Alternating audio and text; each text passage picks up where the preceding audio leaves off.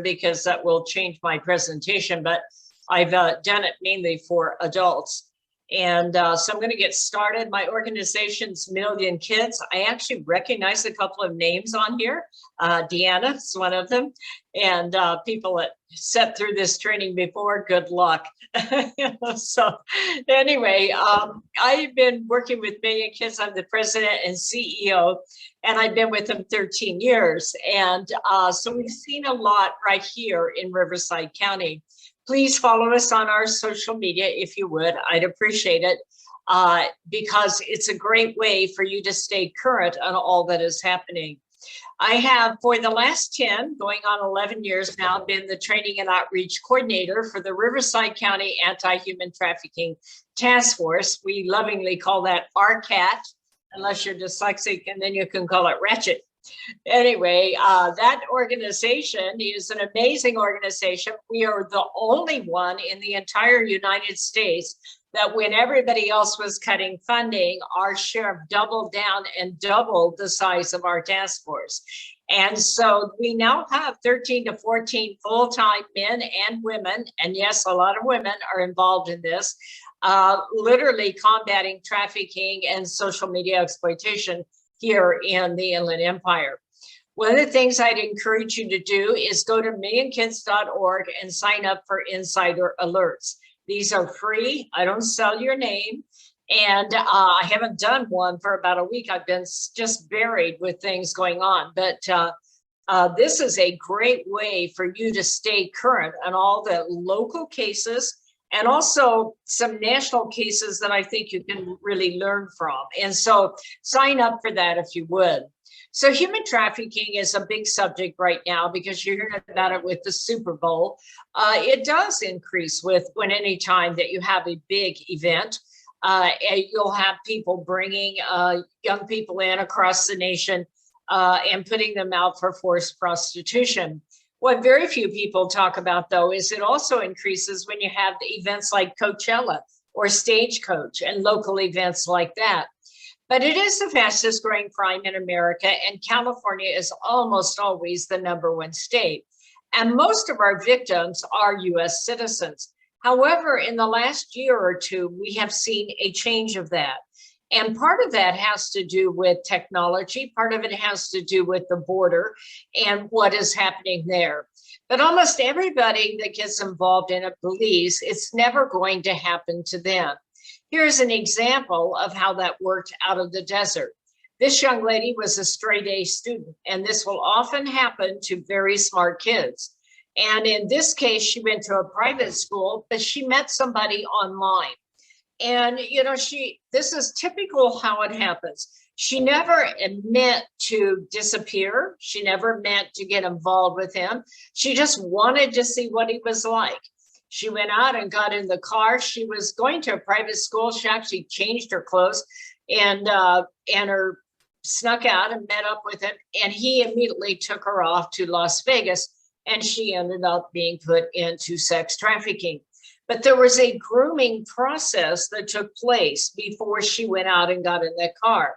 Very seldom do they come along and grab you off the street. They actually get in a relationship with you, and usually through technology, whether it's a dating site, whether it's a hookup site, whether it's an online gaming kind of chat room.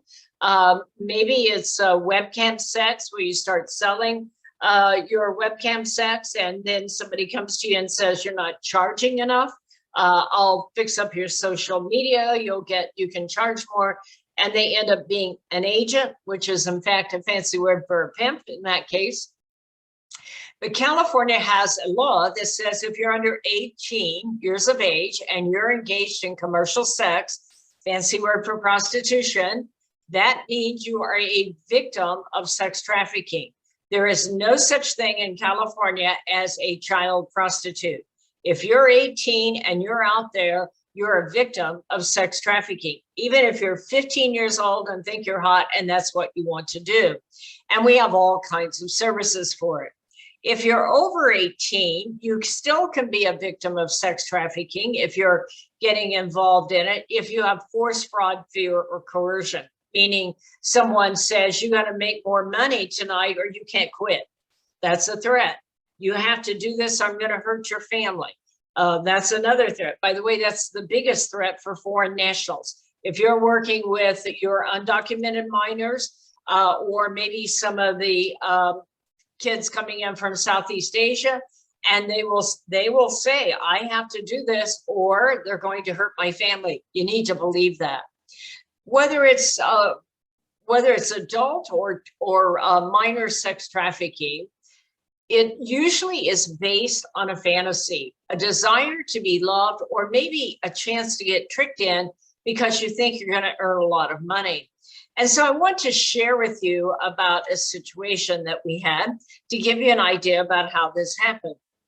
So I had a case out of Nuevo down by Paris, and this guy had read my book, one of my books, and he had a 12-year-old daughter, and she is on social media, and she's on Kick and Omegle. And I don't think any 12-year-old ever ought to be on, quite frankly, I don't think anybody ought to be on Omegle, period.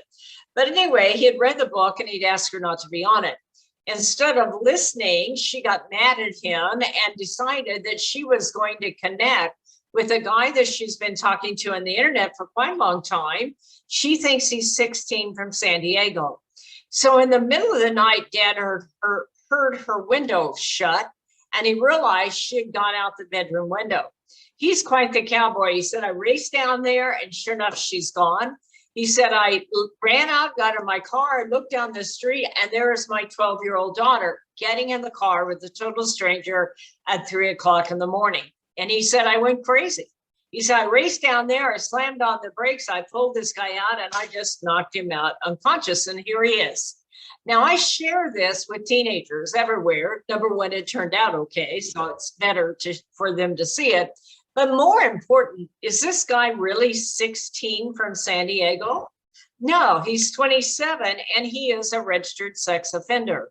If her dad had not been paying attention, 10 seconds later, this girl's life and the life of her whole family would have changed dramatically, as he would have taken her off and most likely sexually violated her and maybe put her into sex trafficking. But what's important for kids to see here is this guy did not come up and break into the house and kidnap her. No, he got her involved, and this is called the grooming process. That's why my first book was called Seduce: The Grooming of America's Teenagers. He got her to send him a text. Hey, my dad's putting the heat on me. Come get me.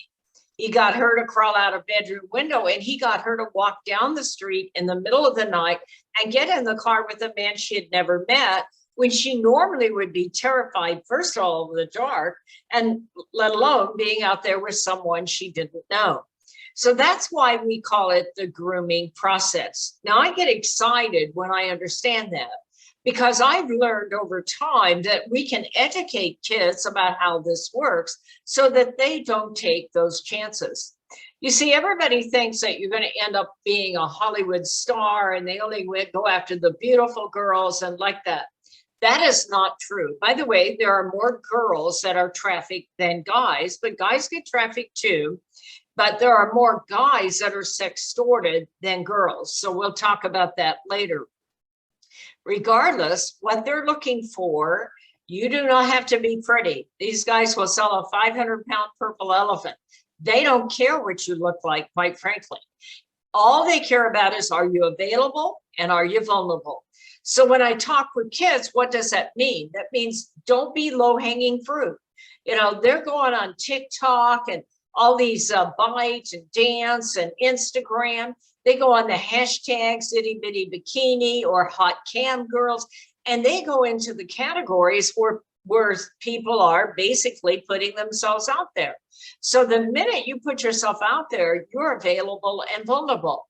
And they will start giving you signs to see if they can if you're going to be willing to interact. They're playing the numbers game. If you flirt back, even if you just follow them from one app to the other, which is, by the way, the best way to tell if you're talking.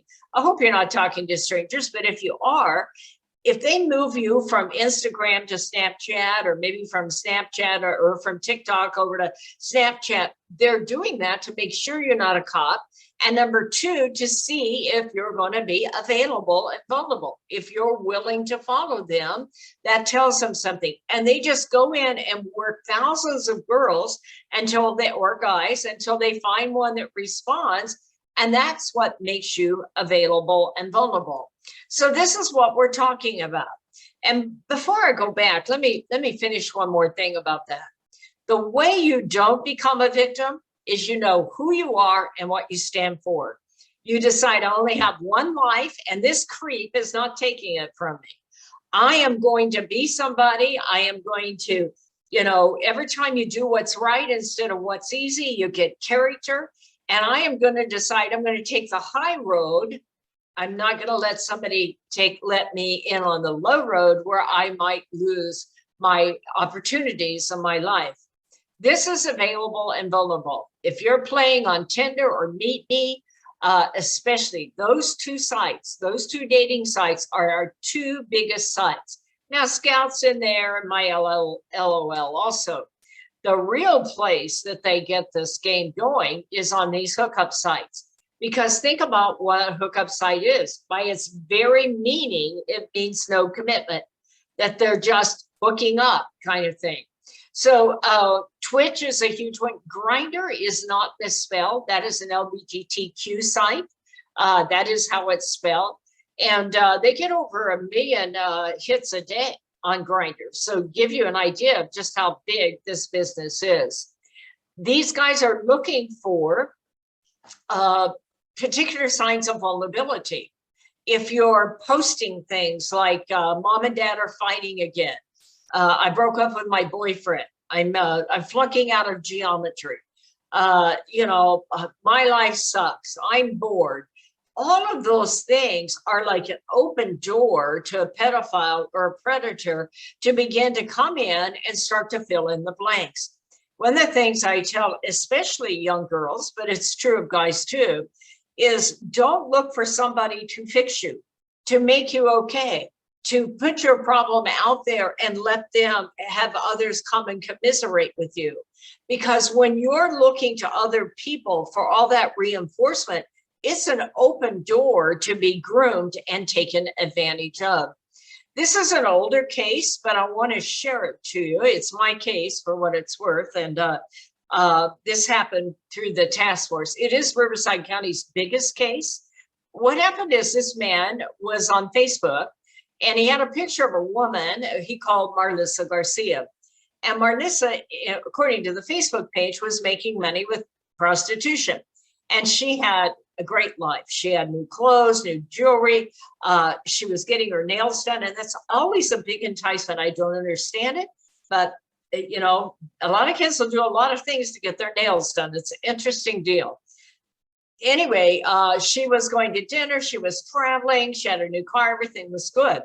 And according to the Facebook site, she's going to show you how to have commercial sex and make money, kind of thing. More than 200 kids here in Riverside and San Bernardino County contacted Marlissa Garcia. They don't realize that they're actually speaking with him. And she's saying, hey, it's only sex. Why give it away? I'll set you up with a great customer. You'll have a lot of fun. You'll make some money and you can try that out. More than 100 kids in Riverside and San Bernardino County showed up and many of them had sex with him. When he was through, he set them down and said, let's look at the videotape we just made together.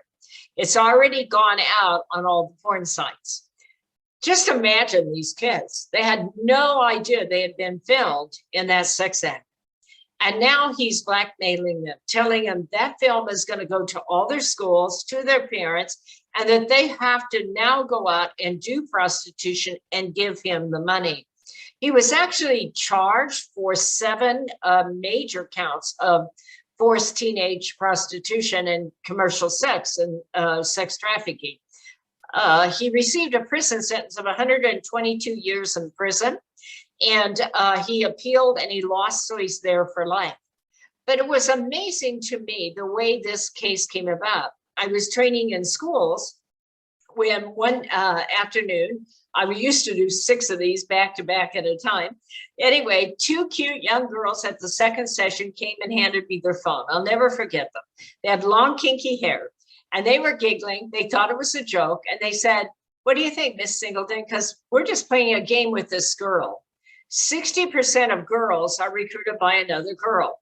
They were just playing a game with a girl. In their mind, it was a harmless joke. When I looked at their phone, I said, "Let me borrow your phone." They were that close to being case number 121 and 122. And so that's why we mean it's a crime of psychology. This is a very big issue with gangs. 90% of our cases in Riverside County are gang related. This one happens to be out of Fresno, but I wanted to show it to you. These gangs, this was the Dog Pound gang, they used their 16 to 24-year-old guys on the dating sites to recruit these young girls. And they really preyed on kids from broken homes, kids in the DPSS system, kids that were having challenges, and they would look like a boyfriend. But once they got in there, then they began to force them out. The gang owned them. You will do what we say, and they forced them out to have sex all day long. This gang was making $30,000 a week in the town of Fresno just selling teenagers for sex, and they were keeping all the money. They were also having them do fraudulent credit cards. So there's a real story here. Watch out for other crimes. You have a kid that maybe is being charged with shoplifting, although it's harder and harder to charge anybody if you're I digress, sorry. Anyway, that they'll often get them to do shoplifting, stealing credit cards, using fraudulent credit cards, stealing cars. Those are all crimes that they will have them do together. In this case, the gangs were making so much money that when they picked them up, they had a Bentley, a Range Rover, a party bus, and a boat. So how much money do you think the girls were keeping that they were getting from each of those sex acts? But what's crazier about this, they also had $50,000 in cash. What's crazier about this is being ran from prison as a gang. Once these girls are broken and put out for commercial sex, they're usually put on an online ad. And this is a sample of what one of these look like. And these go by different territories. Riverside will have their own area, and they will be advertised with photographs that I can't show you, but I just picked some that showed their faces. Usually it's body parts and sex acts and things like that. But I was training up in Fresno, and Alyssa was on there, and I thought that was a good one to show you. The girl can't be more than 14, 15 years old. Here's a kid that was, this is Brooklyn, and she was for sale here in Riverside. When I was training in Santa Maria, she was for sale in Santa Maria. They put these kids out on sex circuits. So if you get recruited, let's say out of Hemet, they will probably break you in Moreno Valley, meaning they will have gang rape you, gang sodomize you, photograph that, maybe tattoo you up, maybe burn you, cut you, beat you, drug you. And then they begin to advertise you on the sites, and they will put you in hotel rooms and move you from place to place. In this case, you'll usually start in Moreno Valley, go over to San Bernardino, then you're in Ontario on Hope Boulevard, El Monte, Garden Grove, Los Angeles. You're locked in hotel rooms. Dates come every hour or so, and you will often not know what town you're in or what name you're being sold under. Now, guys get trafficked too, but they are not usually done with a pimp. It's usually called a sugar daddy or a chicken hawk, and it is often related to a young man who gets thrown out of his family because he's decided to announce a different sexual orientation, and the family may not agree with it. For what it's worth, Los Angeles is the capital of the United States for homeless guys that have been thrown out because they've come out of the closet or whatever, and a family has thrown them out. I always work with families to say, do not do that to your child. Even if you do not agree with their sexual decisions, do not throw them out on the street, because that is just a horrible life. They are like hunted animals, and it's very bad. But it's called couch surfing. They will trade their body for a place to live. Here is an example of a young man here. He is not 18 because he's young and fresh, but he is on the same sex circuit as all the girls are.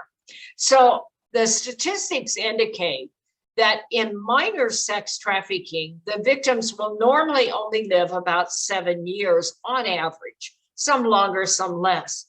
But you get HIV, STDs, hepatitis, drug-related diseases, you get raped, you have horrible abortions. It really is a very difficult life. This is all the same girl. I can guarantee you that the girl in the top left, this beautiful girl, could never realize that only in 1 year she would look like the bottom right. And that's how quickly your life will change. Now I want to talk about social media exploitation, a little sextortion, and also some child pornography so that you understand how it works. My second book is called Societal Shift, A World Without Borders, A Home Without Walls. We live at the most exciting time in all of history. In fact, it was supposed to happen last week and it all got put on hold. And that is that 5G was about to be connected all over the world. It got put on hold for a little bit because the US, of all countries, you would think it'd be Cambodia or Kenya or someplace, but no, the US was not ready to turn on 5G because it'll affect the airline computers. But soon the entire world will be connected by internet. It has never happened before in history. I believe it's the most important event in all of history. Because when you think of the magnitude of the impact on our lives of that subject, that as the entire world is connected by internet, our kids will be the first generation in all of history that'll be able to reach out to the entire world, but they're also the first generation where the entire world can reach our kids. And I believe it's the greatest challenge of all time to prepare them for that. Because I believe technology isn't good or bad. You can, it's kind of like a car. You can drive a car down to a university and get a degree, or you can drive the same car down to a strip club and get yourself in trouble. It isn't the car, it's how we teach the child or the adult to drive the car. And when you start to understand the challenges of teaching a child to live in a world where they can reach the entire world, but the entire world can also reach them. One of the challenges with this is helping all of us, and none of us are exempt from this, by the way, but all of us to realize that the internet feels like a world without consequences. Kids will tell you sex on the internet's not sex and killing's not killing. I get that, but it's easy for them to make poor decisions because they feel like that they don't have to pay a price for that. Think about all the world they're living in with those video games. There's all kinds of sex and killing and abuse and violence and all that. They don't have a price to pay. It's just a game. And so when you start to incorporate that into your relationships is when it starts to get in trouble. Now, if you're a 14-year-old girl and you're getting a Snapchat that looks like this, you're saying, whoa, baby, that's good. Okay, except you're getting this guy and he's ugly. I don't have any problem telling you this guy's ugly, but he had 300 victims of young people. How did he get 300 of anything? He looks like that. And that is exactly how it works. We all see what we want to see and we block out what we don't want to think about. And so the idea of the grooming process is important to understand, whether we're talking about blackmail with a photo, sextortion, or if you're talking about sex trafficking. Usually what will happen is they will get a new relationship and it's all just wonderful. And mom and dad are saying, I don't like this guy, he's too old for you. I don't like the way he talks. And mom and dad are saying, you're grounded, clean up your room. And he's saying, hey, baby, you're hot. What is important to understand in that grooming process is that mom and dad is not arguing with her and they're not arguing with him. They're arguing with a fantasy. And when a parent gets in a tug of war with a fantasy, they're going to lose if they don't know how to unpack that fantasy. And that's what we often deal with in that grooming process. they're all of a sudden will change. They start sneaking out. They start hiding things. They start making irrational decisions. They maybe start taking chances on what they send on the internet, including provocative photos. So one of the things when I talk to kids online or about online, we talk about how on earth do you discern who's what? Because our kids are going online and forming relationships with the emotions as if they're dating the guy down the street. You date the guy down the street, you can tell a lot. Is he, living in his mom's basement and, overspending and doing drugs? What's he doing? You can see that if you see somebody on a regular basis, but not on the internet. It doesn't work like that. So I talk to kids about how do you evaluate an online relationship. Are they doing all the question asking and you're doing all the answering? Because they're going to know more about you than you're going to know about them. Are they doing all the demanding and you're doing all the giving?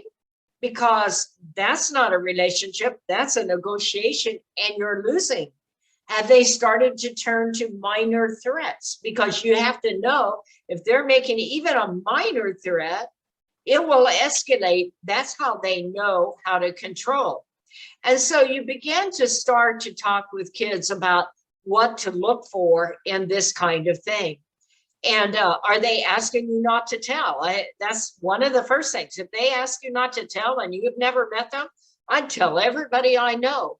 Because as long as you don't tell, they have you in this trap and they can tell anybody they want, but you're the one that can't tell.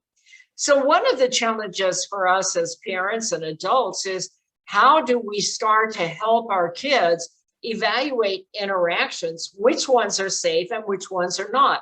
I believe this is going to be an ongoing dialogue. I don't believe it's the kind of thing where you can sit down and say, here's 1, 2, 3, and that's it. I hope that you have open relationships with your children. I usually say with children, it's my phone because I'm paying for it, and as long as my phone, but I believe in you and I believe you're going to be smart and I believe we're going to have open conversation and I can trust you with it. So I'm going to share it with you. But because it is my phone, I do check it from time to time. And if you're ever, doing something that isn't right, we're going to talk about how to correct it. Otherwise, I'll have to borrow back my phone. But if I ever see a calculator on the front of your phone, we're going to really talk, because I happen to know that calculators are your way of hiding other apps that you don't want me to know about. So you're going to have the phone, but every app on the phone, I'm going to know about. And if you want a new app, we're going to go on Me and Kids. We're going to look it up. We're going to Google it. We're going to see if there's any cases that have been out about it. And we're going to understand the good and the bad so you know how to protect yourself. And more important, you're the oldest. I want you to teach your younger brothers and sisters on how to live in a world without borders in a safe way. So technology can be very exciting. I do not believe in a thou shalt not, but I also believe in, trust and verify. Get involved, have the dialogue so that your child, and see if your child can make good cognitive decisions, because that is really where it's at. When you think about it, you're putting a child online that's going to stand against millions of other people. Are they prepared for those cognitive decisions? Every now and then a parent will say to me, well, how old should I be? Should my child be before they get a phone? And I usually say, have you had this talk? And they'll often say, well, I don't want to traumatize them. It's a little soon. No, if they're too young for a sex talk, they're too young for a phone, because you are putting them online in a world of pedophiles that are going to start to convince them that when that somebody wants a picture of their pee-pee, they're going to think it's some sort of silly game. And he will show her videos of other kids doing it. And so if you can't have that sex talk, then your child is really out there in danger. But having said that, we don't want them afraid of technology, because it can be very good for them. Many of our kids are going to have careers we don't even know about today. But we have a challenge going with all this technology. And that is, our kids are smarter than us, okay? They are natural. They go out, they try it out, and they're doing this like crazy. And we're running along behind them going, you be careful on that thing now. Because our kids know we don't know as much as they know. And so you have to have that kind of conversation. This is scary because with the pandemic, especially, we are giving kids these devices younger and younger. And so think about when you put a 7-year-old child online, they're going to hook up with a pedophile. They don't know what adult sex is, let alone know what a pedophile is. And they want a picture of the pee-pee, and they show them other kids playing this game, and they all get busy playing this game, and everybody giggles. Except that means their first sexual experience was with someone who was going to harm them. Someone that came into their home and began to take advantage of them. It is a home without walls because 87% of our kids sleep with their phone. I highly recommend that does not happen, but it's up to you as a parent. But think about the vulnerability. At 3 or 4 in the morning, here comes a call or a text or a contact. A world without borders for our kids is also a world without borders for pimps and predators and pedophiles, gangs, cartels, and organized crime. And, to enter in that world without making that clear to parents and kids is really to do them a disservice, because they are going to have to make judgment calls and stand against them. Well, I am very, very passionate about the crime of sextortion. I am very close to releasing a movie about it called Sextortion, The Hidden Pandemic. It will be announced, we believe, in about 10 days by Homeland Security. It was partially filmed at Homeland Security. And we believe it will be a global film. It is our goal to get it in every school in America. Sextortion is blackmail with a video or a photo, and it happens various ways. The most common one that you'll get is they'll hook up on one of these sites and he starts sending a photo and he wants one from her, and maybe it's only a little bit, or maybe in his case, he's in a video game chat room and he's talking smack with the guy and they're sharing pornography because these video games have a lot of pornography, and he's stimulated because he's 12 years old and looking at pornography and sharing it with the guys. And the next thing you know, that photo goes out, and it turns out to be a pedophile, and the blackmail begins. This is prior to COVID. I believe these numbers are low. The Center for Disease Control said that literally 18,000 kids a day are sending a naked photo. I think the number might be close to 30,000, just as a guess, based on the acceleration of the number of cases after COVID with this. The University of Florida said that 9,000 kids a day were sending a naked photo and being blackmailed. And University of Toledo, Ohio said that almost 60% of kids who send a naked photo will go out and meet up with the pedophile and get further violated before they will tell a parent or a school resource officer or a teacher or anybody and ask for help. Example of this right over here in Rancho Cucamonga, 17 years old. She had never done anything provocative on the internet. She had been talking to this guy for like 2 months online, and she was sure this was the real deal. And the talk got more and more sexual. They had never met up, and she agreed. I believe she just took her top off, but that's enough, okay? In this case, the minute the photo went out, his relationship with her changed, and he began to blackmail her. She panicked, and she blocked him. So she didn't say anything to anybody. 3 days later, that photo of her came by email, which she normally didn't get email. And it came from some man she didn't know. And he seemed like a nice man. And he said, honey, you look like a nice girl. What is this all about? And she went on, how this all happened. And he said, well, where do you live? Well, Rancho. Okay, fine. I don't live too far from you. Look, I'm a private investigator. Meet up with me. I'll help you get the video back or the photo back. It'll cost you a little bit of money, but I'll give you a discount on there. She met up with him and he raped her. It's the same guy. These guys have multiple persons and multiple names they work under and multiple contacts. And this is why this is so important. Now, I want to address some technology having to do with how this is progressing out there and how advanced technology is really changing all this. So in this course, I want to talk about TikTok, because I want you to think about how technology changed. You know, I'm old enough to remember MySpace, okay? But most of you might know Facebook or Instagram or Kik. And those were like kind of one-on-one, not Instagram, but Facebook, and some of those were like one-on-one, where you had a group of people you knew and you talked to, and it was limited. Then we got Instagram, and pedophiles learned very quickly to find the hashtags that have provocative photos on them. And then Kik started connecting you with strangers. But now you have things like TikTok and Byte and Like. And think about what happens. Okay, you can be on it and be private. You can do that. But most kids don't want to do that because they want to go viral. They want to make the videos and get all these followers and like that.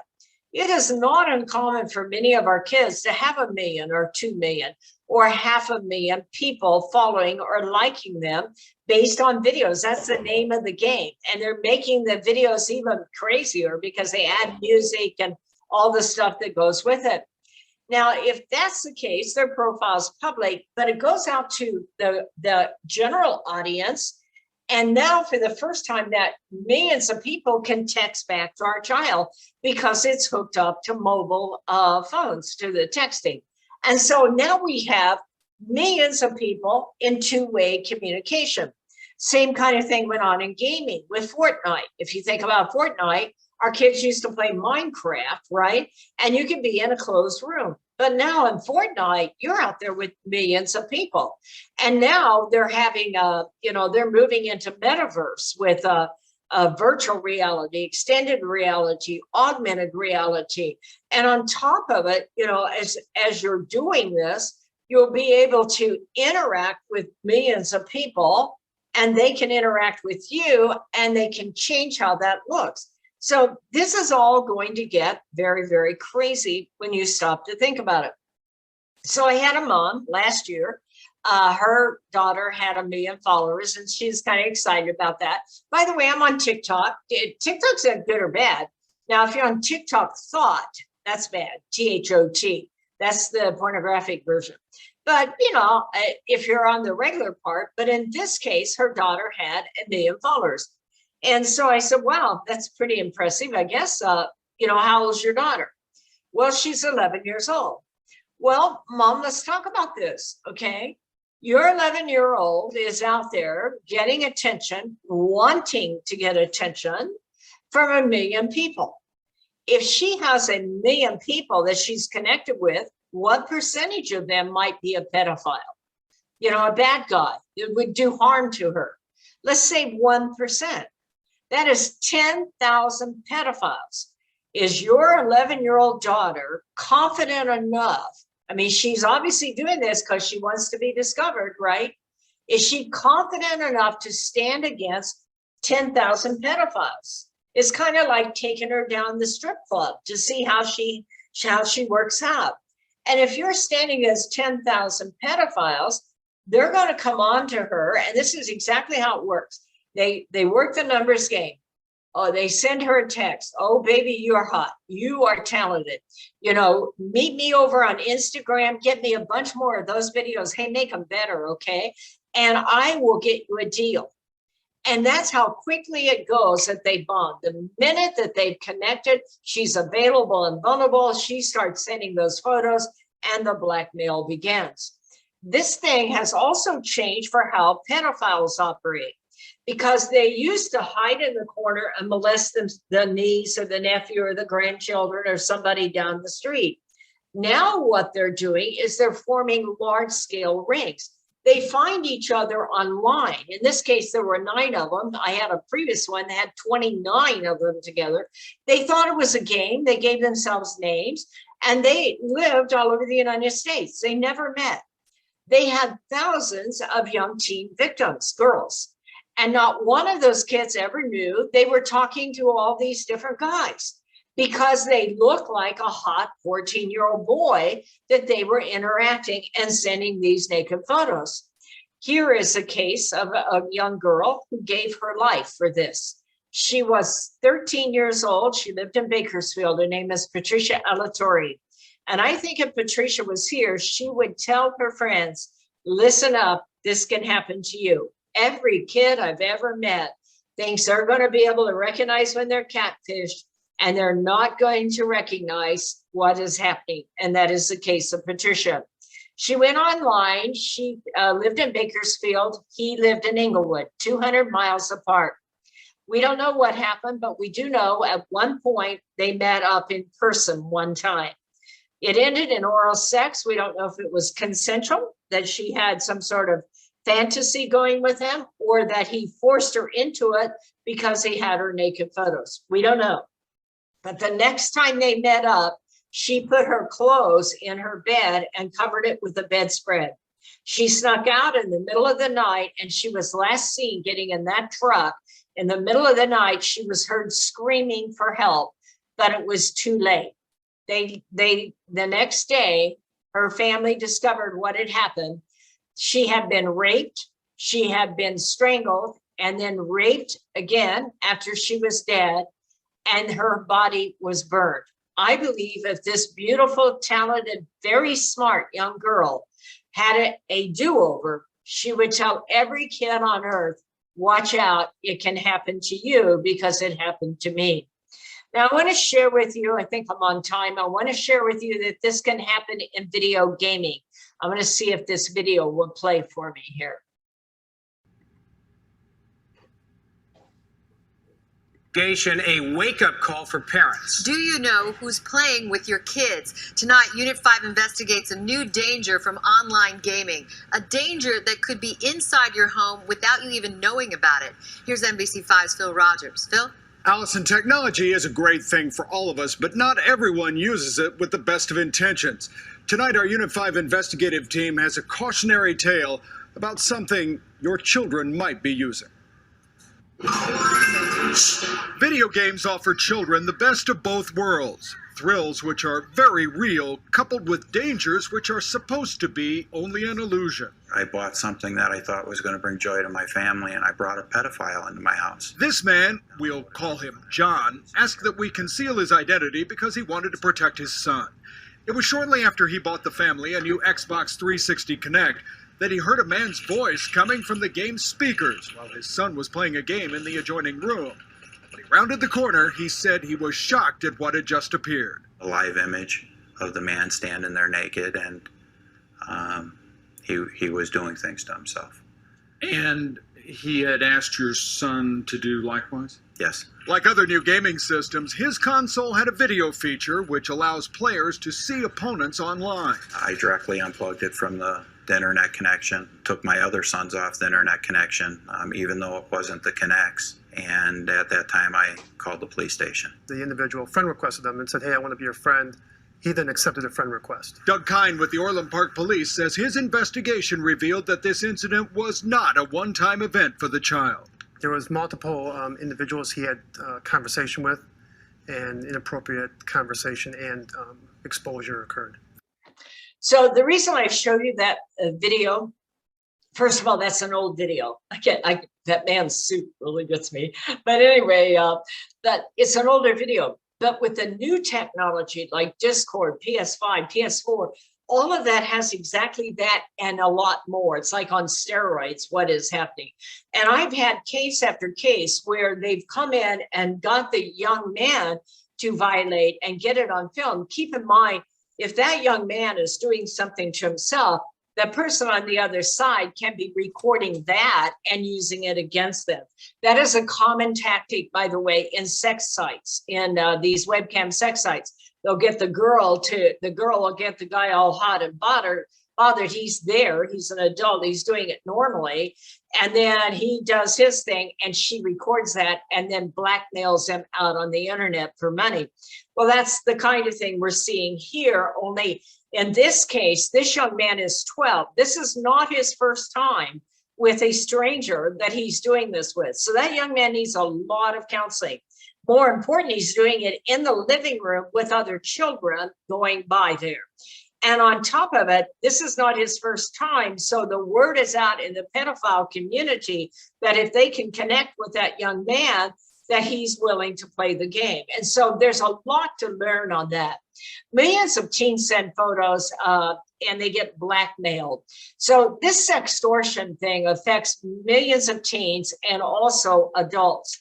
I share with kids, the minute you put a naked photo online, you are in a blackmail prison. Even if you send it to your closest boyfriend or girlfriend, and it's only to that person and you trust them. If it's online, it can be hacked, or they can get mad at you and then release it. Anytime you have a photo online that's promiscuous, you're in a prison.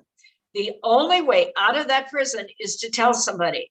And then my job is to train people like yourself so that when they come to you to tell you, you listen. And you don't shake your finger and go, what the heck were you thinking? Okay. We're going to talk about how to deal with that in a minute, because that's very important. I want you to realize what has happened to this young person. They're in a phantom relationship. It isn't like some pedophile came in the middle of the night and molested them. No, they made that decision based on the fantasy that they had involved in their mind, and now they're trapped. And so they have layers of adult shame, and especially if they're prepubescent or going through puberty, because they still don't understand all the shame that's connected to adult sexuality if it goes bad. And they don't know how to share, to express the kind of shame they're feeling, but there's nobody else to blame. So they will do whatever they can to try to keep from telling you. First of all, they don't want to lose their devices, but they feel incredible shame. This really impacts fathers, especially if it's a young girl, and it really impacts marriages. And counselors need to be trained so that parents can come forward and talk about it and deal with it.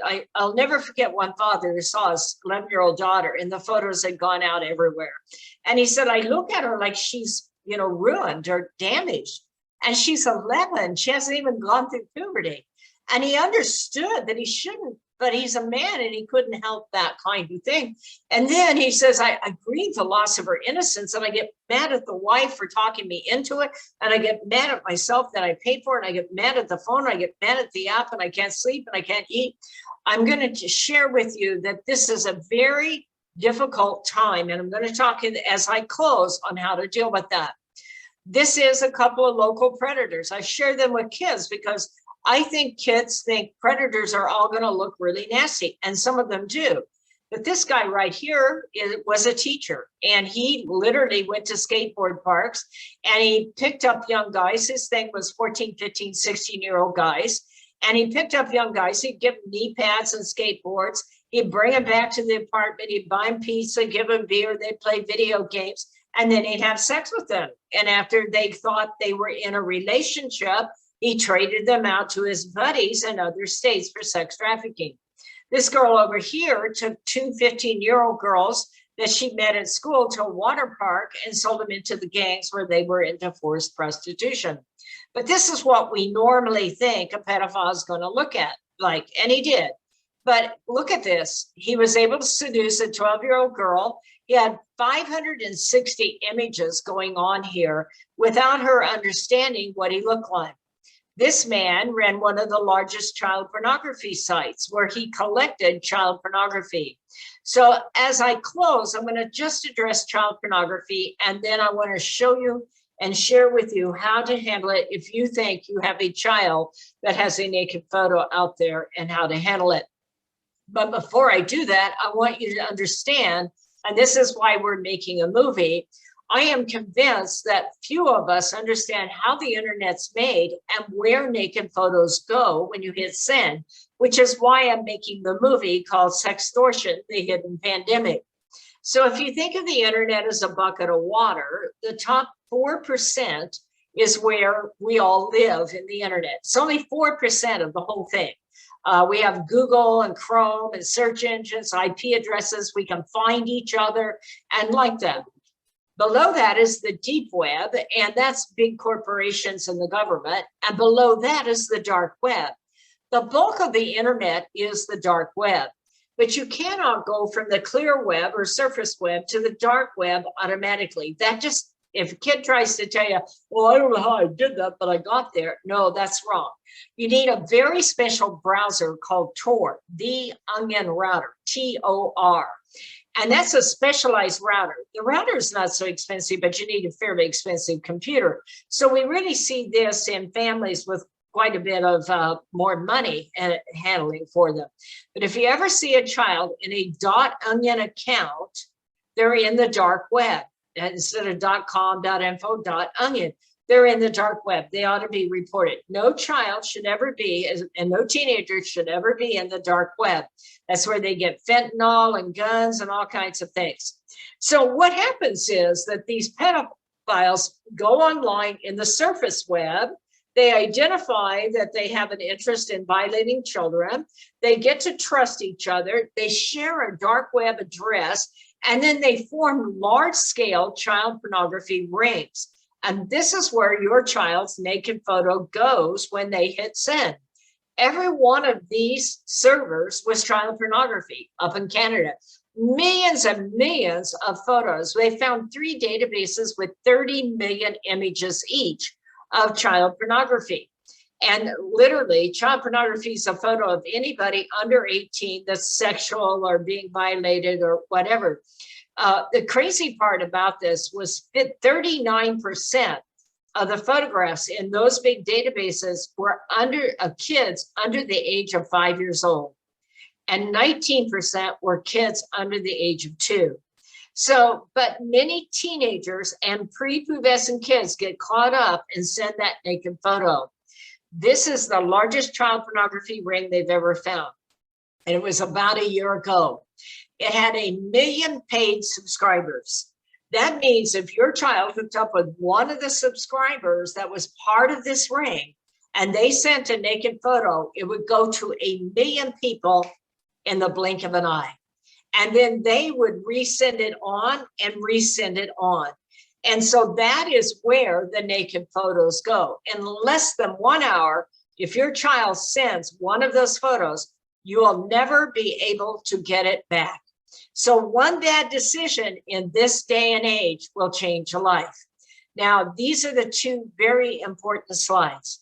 If you think your child is being violated or that your child is being exploited, here are some of the signs to look for. The first thing is their school grades stop. Even if they're very, very smart, and many of these kids are very smart, they've just gotten brought in by a fantasy, by a sexual desire. So their school grades might drop, or they kind of quit going to classes because they don't know who at the school has that photo. And that's the first thing a pedophile threatens, is to ruin them at school. And sometimes they do, by the way. They may change their social media habits because pedophiles know, even on TikTok, I just learned this recently, I didn't know it, but if they have a naked photo and they got it off TikTok, they can contact all the followers on that TikTok and send that naked photo to the kids' followers so that they will see that naked photo. They may become secretive and hiding devices. That's the first one.